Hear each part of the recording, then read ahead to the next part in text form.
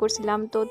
তো তোমরা এই রেস্টুরেন্টের মেনুটাও দেখা লাও, মেনু কার্ডটা দেখা তোমরাও অ্যাফোর্ডেবল প্রাইসে দেখা গিয়ে সেটা অর্ডার করতে পারবা। তো দেখো মেনুটা, দেখো এদিকে স্টার্টার পাওয়া যায়। তো স্টার্টারটি অনেক দাম আসলো, আমরা যদিও স্টার্টার অর্ডার করছি না। তো এদিকে বিরিয়ানি আসছিল, তো করছে দম বিরিয়ানি, চিকেন দম বিরিয়ানি করছে। চিকেন দম বিরিয়ানি আসছিল 150, আর আমি করছি আলু দম বিরিয়ানি 90 রুপিস আসছিল।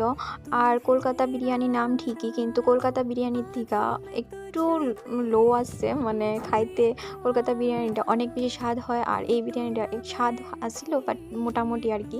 তো তোমরাও যাইলে খাইতে পারবা, খুব অ্যাফোর্ডেবল প্রাইসই আছে, মানে অন্য রেস্টুরেন্টেরগুলি তুলনায় এখানে অ্যাফোর্ডেবল প্রাইসে আছে। তো তোমরা গেলে তোমরাও খাইতে পারবা। তো বাকিগুলিও দেখালো, পুরো মেনুই তোমরার সাথে শেয়ার করলাম, তোমরা দেখালো। তো আমি ভাবছিলাম স্যালাড অর্ডার করুম, আমি না ভাবছিল স্যালাড অর্ডার করবো। তো আমি কইছি যে থাক, স্যালাড অর্ডার করতে লাগতো না, তো স্যালাড তো ওইটার সাথেই দিয়ে দিচ্ছে, তো তোমরা দেখতে পারবা। তো দেখো বিরিয়ানিগুলি খুবই ভালো আসছিল, চিকেনটা নিচ্ছে। তো আমি তো আলুদম বিরিয়ানি নিছি, তো তোমরা তো জানোই।